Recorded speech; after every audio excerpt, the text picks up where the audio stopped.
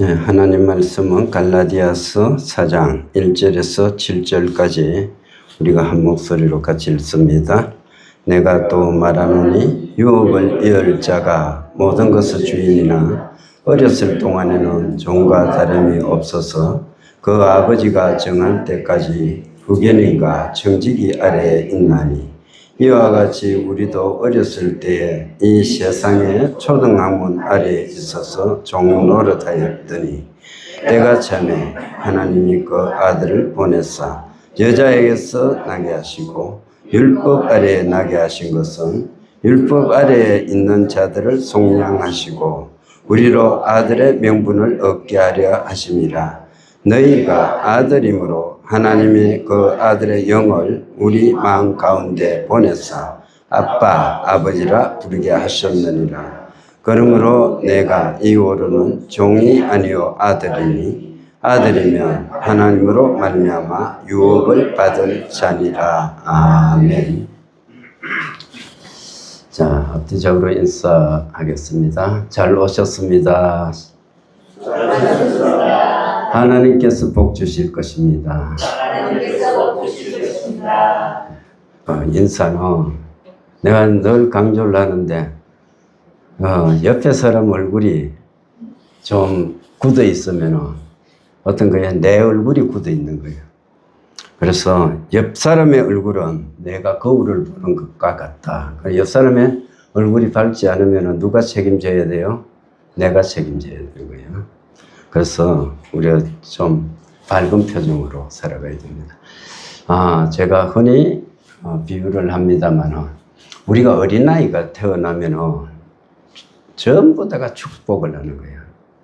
귀여워하고 예뻐하고 그 아이가 보고 싶어서 잠을 못 자고 그렇습니다. 요즘은 뭐 세대가 바뀌어가지고 그 할아버지 할머니도 100일을 맞지 않으면 아이 한번 보지도 못한다고 그런 이야기들이 있습니다만 저희들이 어릴 때에도 그렇잖아요. 서로 안을 엮고 싸움을 하고 그 볼에다가 입을 맞추고 그렇게 했던 것입니다. 근데 그 아이가 한 2살, 3살까지는 그렇게 있어도 되는데 나이가 차서 6살, 7살 이래 돼도 누워가지고 빵긋빵긋 웃기만 하면 얼마나 그 근심거리겠습니까? 아이는 처음에는 태어나가지고 귀여움 속에서 우리에게 이렇게 막 전부 다 예뻐하다면서 그런 속에서 살았을지라도 나이가 들면 아이가 아이다워야 되는 겁니다. 10살쯤 된 아이를 보고 귀엽다고 거기 가서 부둥켜 안는 부모들은 아무도 없지 않습니까? 그래요. 그래서 자라야 되는 겁니다. 갈라디아 교회 성도들이 오늘 그러한 상태에 있었다는 겁니다. 그래서 오늘 4장 1절에서 7절까지 말씀은 3장 23절에서 29절까지 말씀의 반복과 같습니다. 우리가 지난 시간에 말씀을 생각해 보면 첫 번째 3장 23절, 24절에서는 보면 믿음이 오기 전에 이렇게 말씀을 했습니다.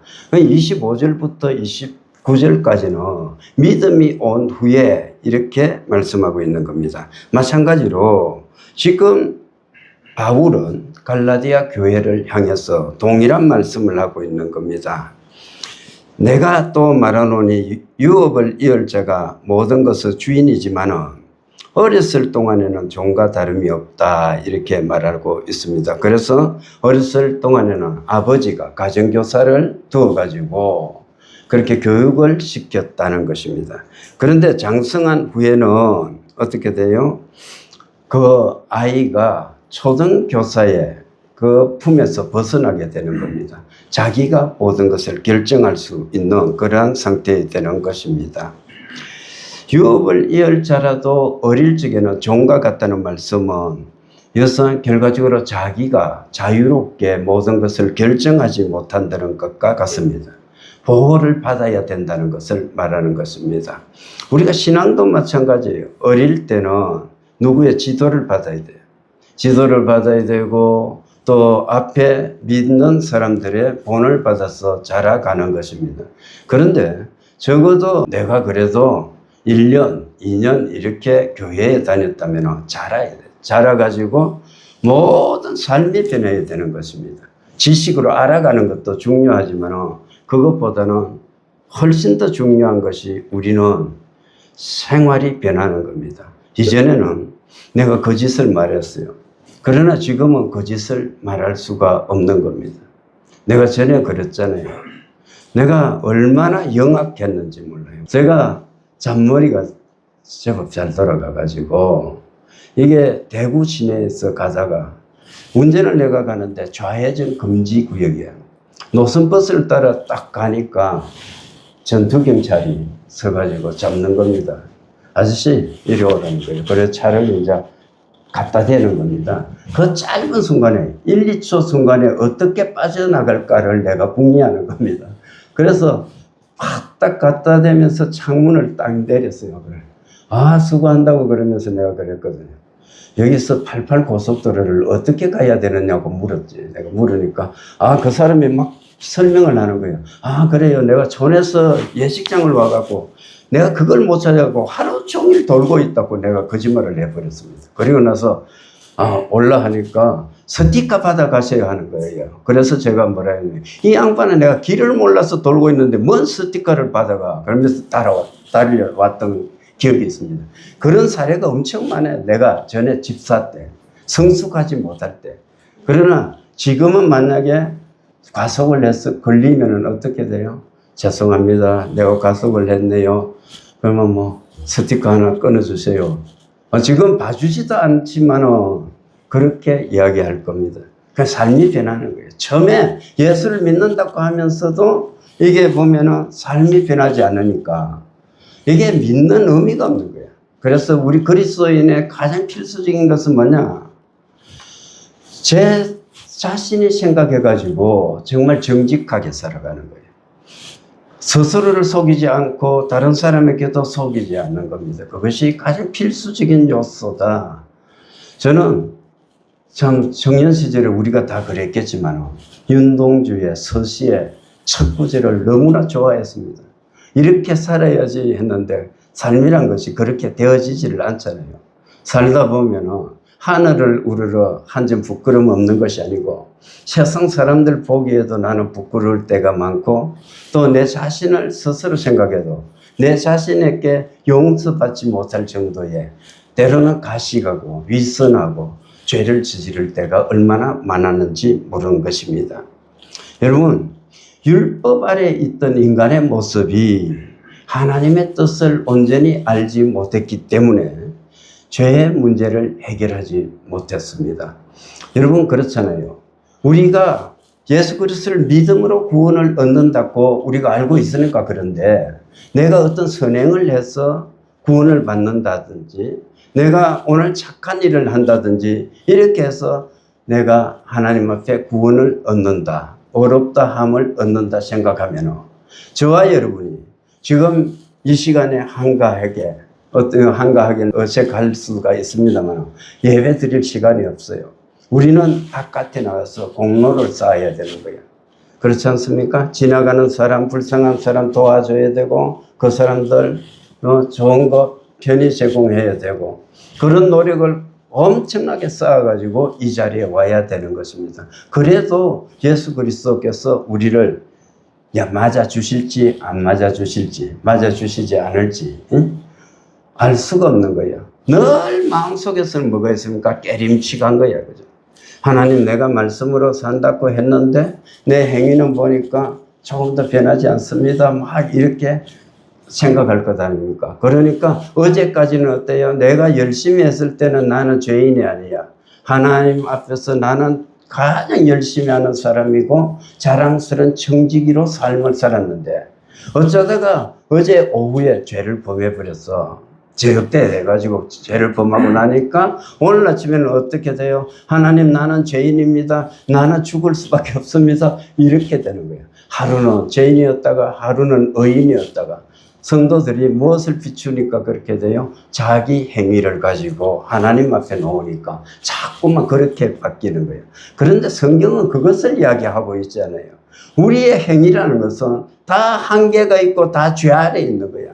누구나 죄 아래 있기 때문에 율법을 지켜서 구원에 이르지 못한다고 성경은 말씀하고 있는 것입니다.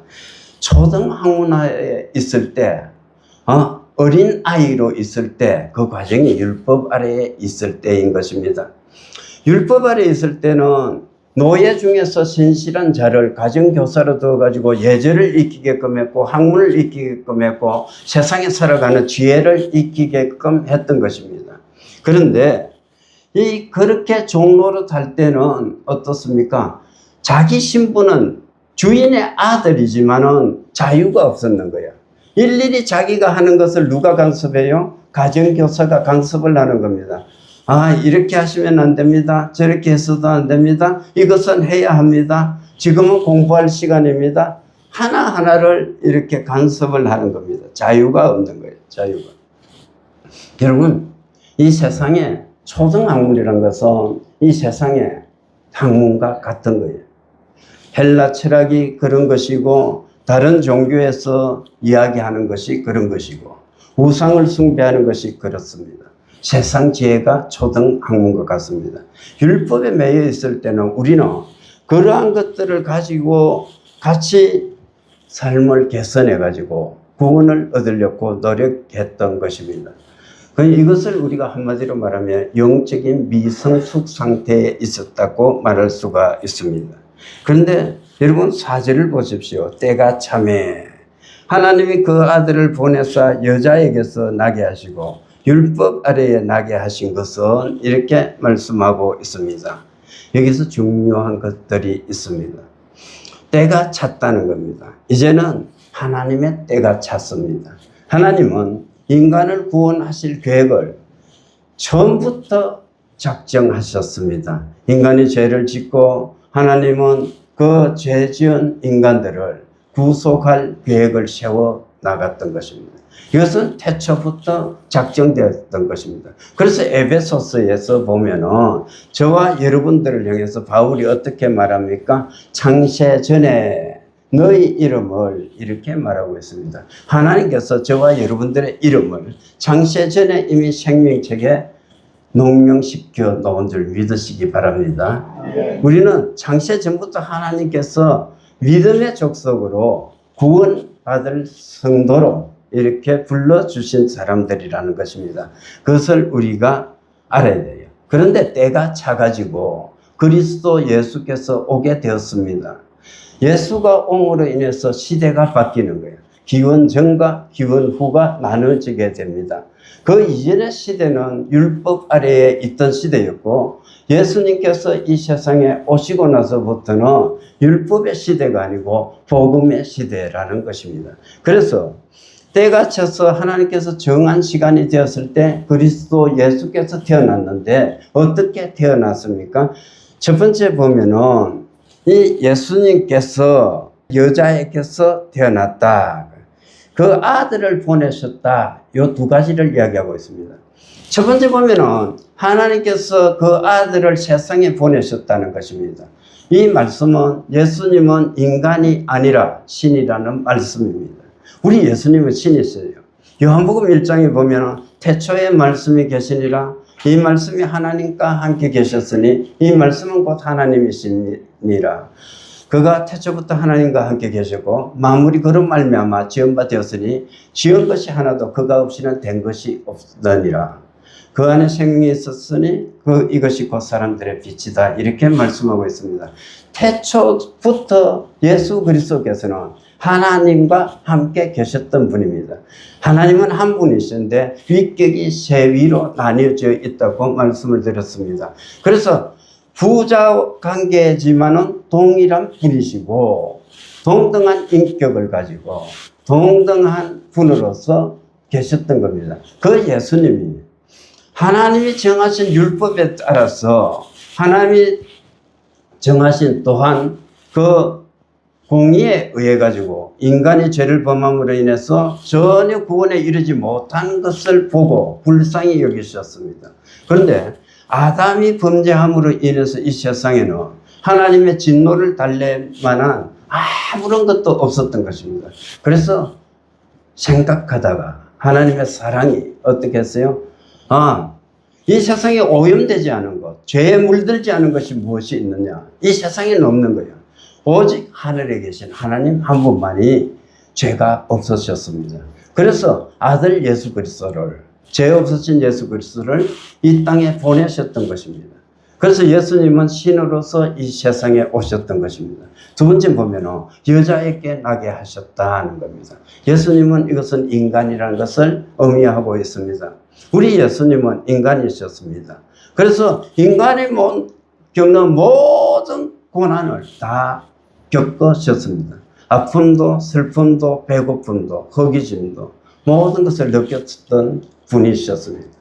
예수님은 쓰라린 고통을 느꼈었던 분이고 얼마나 자기가 처절하게 마음 아파했는지를 우리가 성경을 통해서 알 수가 있는 것입니다. 사람들은 말하는 거예요. 여자에게서 났다 이야기를 하니까 어떻게 해요?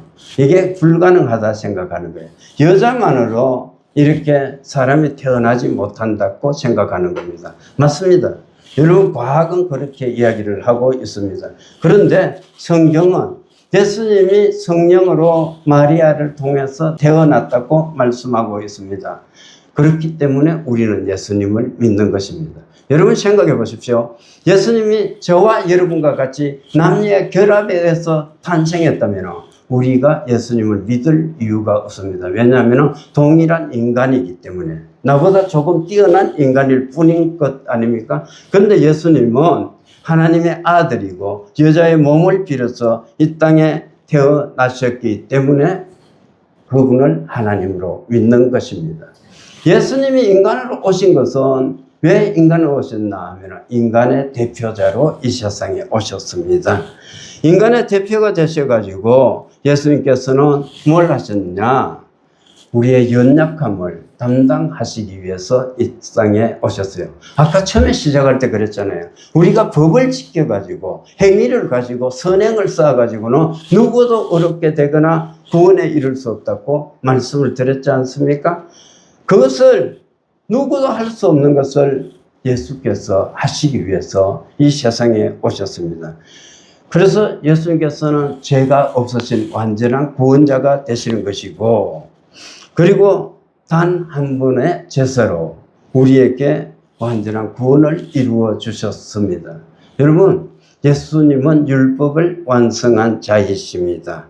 그래서 모든 우리의 죄악과 연약함을 담당하시고 십자가에 달려 돌아가신 분이 예수님인 것입니다.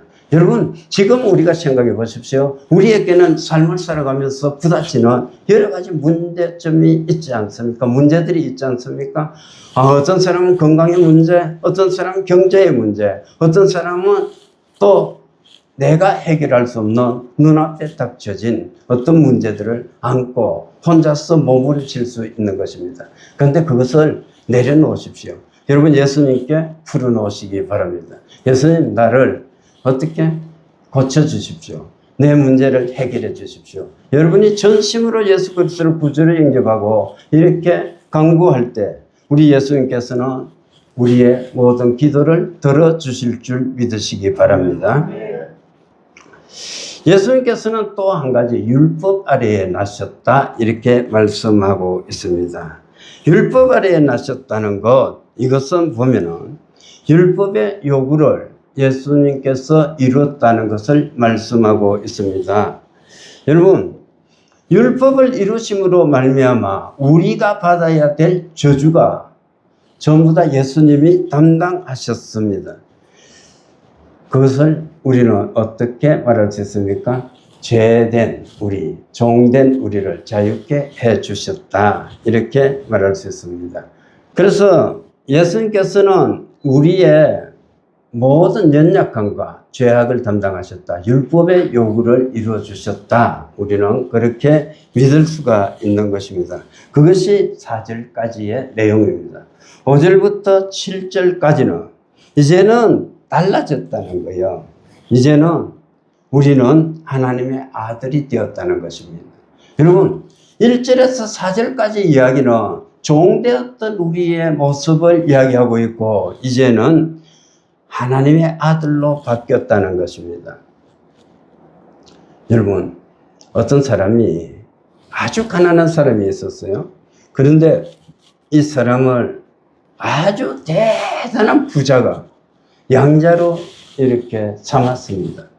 그래서 이렇게 양자로 삼아서 그 집에서 생활하게끔 하는 거예요. 근데 이 양자로 들어간 어린 아이다. 우리가 가정을 하면은 이 아이가 생각하는 겁니다. 야, 나는 일어나고 나서 지금까지 보면은 아침에 막 일어나자마자부터 온갖 일들을 했어요.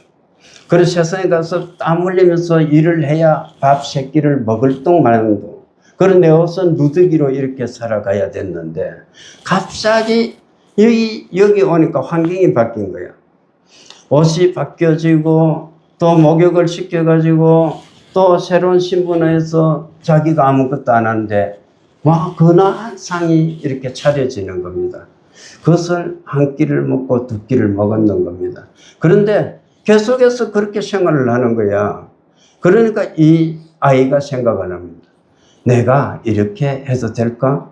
나라는 사람은 이전에 이렇게 가난하게 살았던 사람이고 뼈 빠지게 노력했던 사람인데 그렇게 살았던 사람인데 이 상을 내가 받을 자격이 있을까? 막 이렇게 생각하는 겁니다. 여러분 그것을 바라지 않잖아요. 양자로 간 사람은 그 집의 모든 것을 이어받는 사람과 같지 않습니까? 마찬가지예요.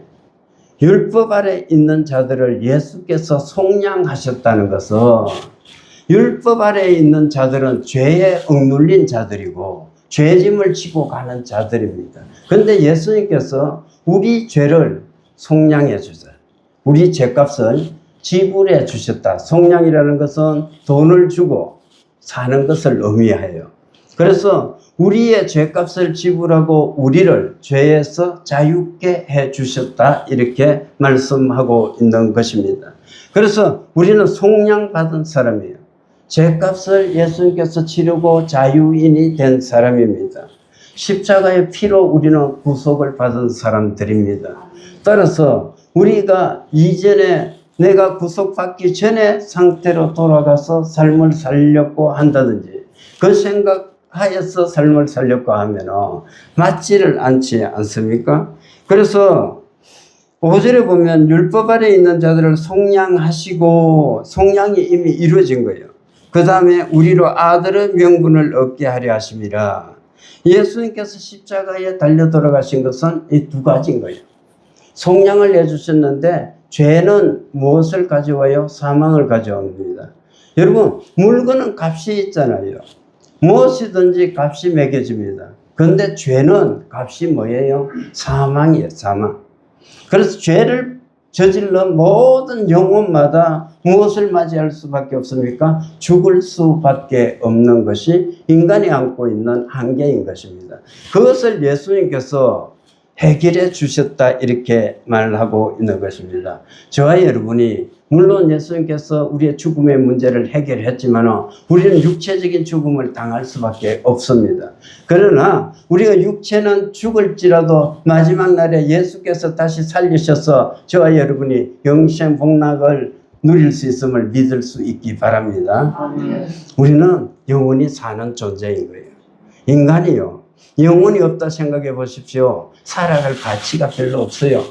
많은 사람들은 육체만을 위해서 살아가지만은 성경은 영과 혼과 육을 우리에게 말씀해 주고 있습니다.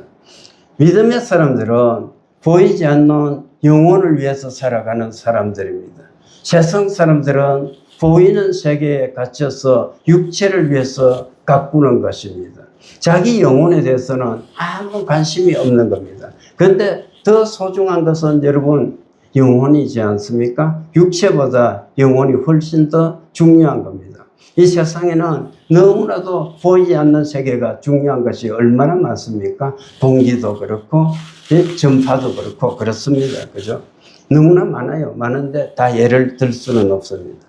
따라서 우리는 이 육체를 위해서 살아가는 사람이 아니고 예수 그리스도 피로 말미암아 구속을 받아서 하나님의 자녀가 되었기 때문에 영혼을 위해서 살아가는 거예요. 물론 육체도 가꾸면서 살아가죠.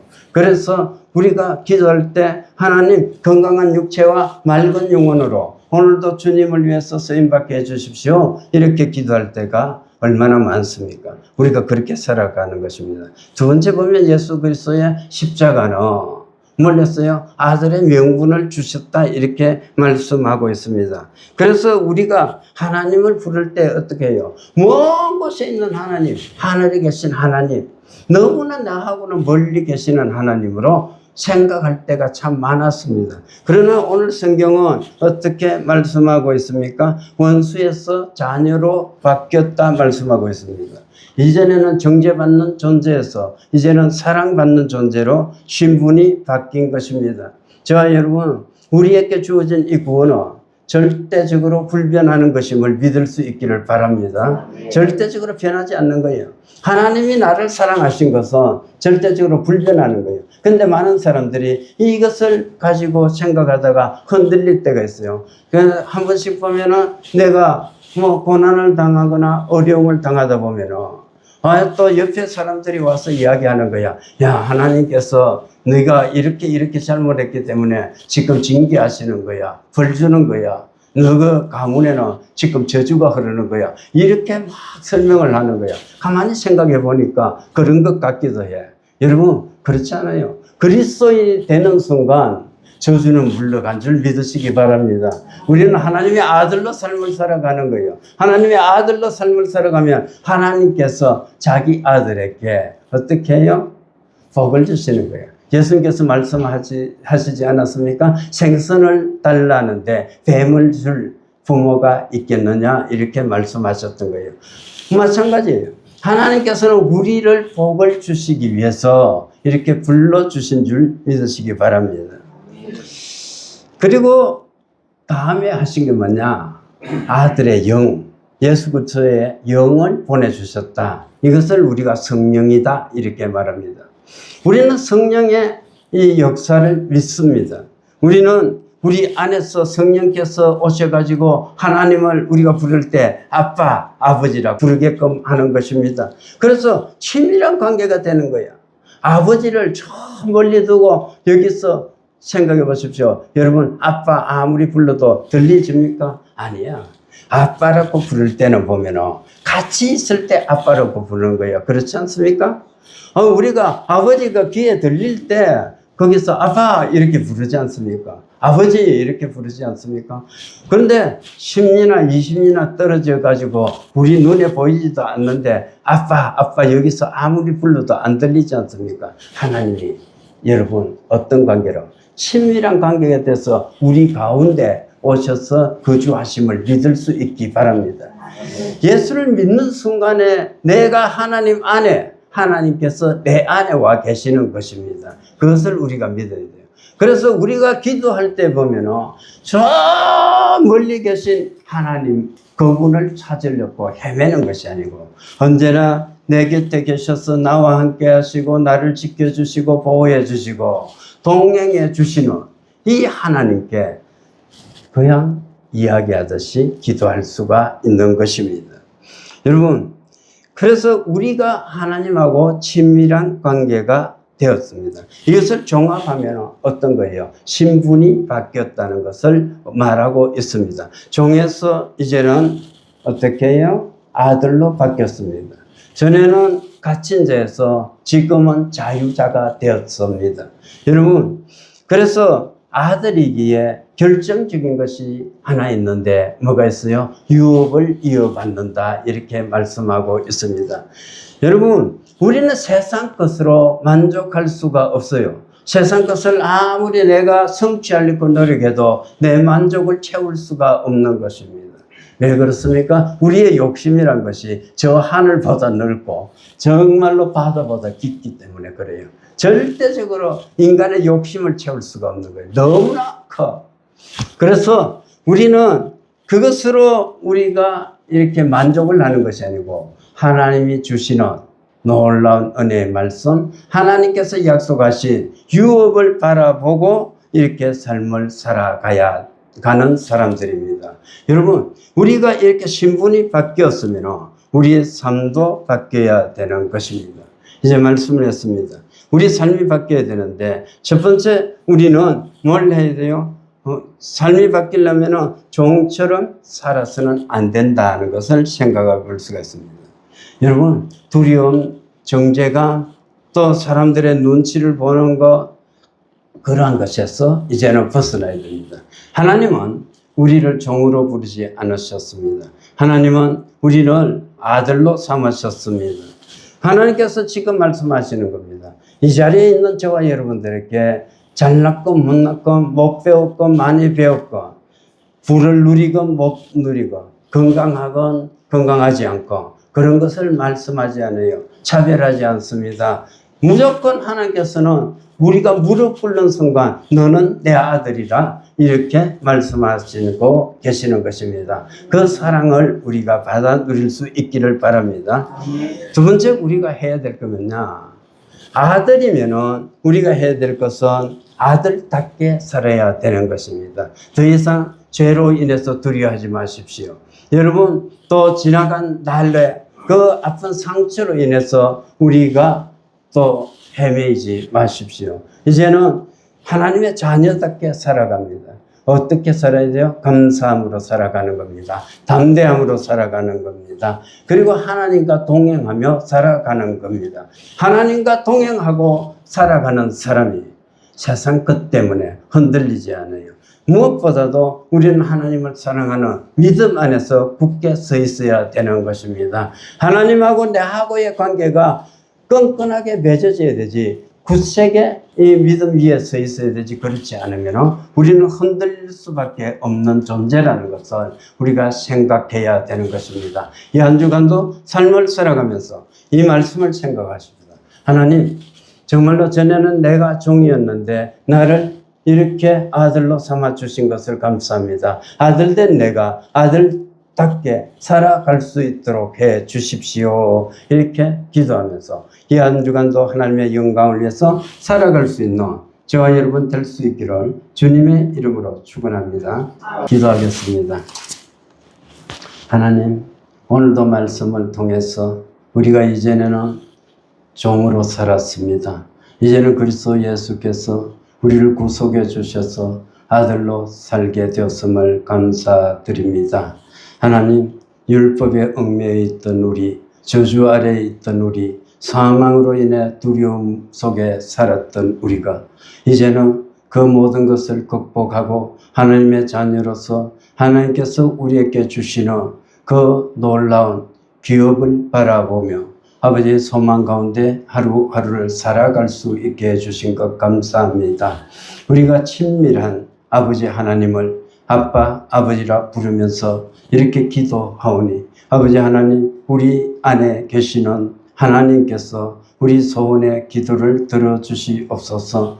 우리가 소원하는 모든 것 하나님이 원하시면 다 이루어지는 줄 믿습니다. 주님 뜻 안에서 우리의 모든 질병이 낫고 문제가 해결될 수 있기를 원합니다. 하나님, 우리를 불쌍히 여기시고 아버지의 은혜를 베풀어 주옵소서.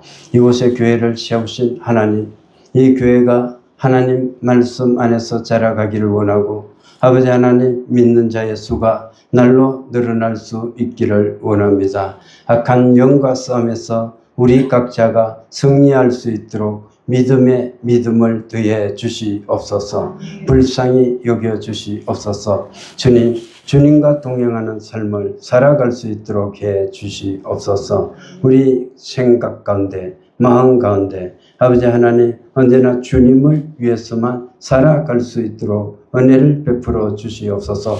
지금은 우리 주 예수 그리스도의 은혜와 하나님 아버지의 무한하신 사랑과 성령님의 감화, 감동, 교통 충만하신 은혜가 하나님의 아들의 신분을 가지고 아들답게 살아서 하나님께 영광을 돌려드리며 살아가기를 다짐하는 이 자리에 있는 모든 성도들 머리 위에, 가정 위에, 생업 위에 이제로부터 영원토록 함께 있을지어다. 아멘.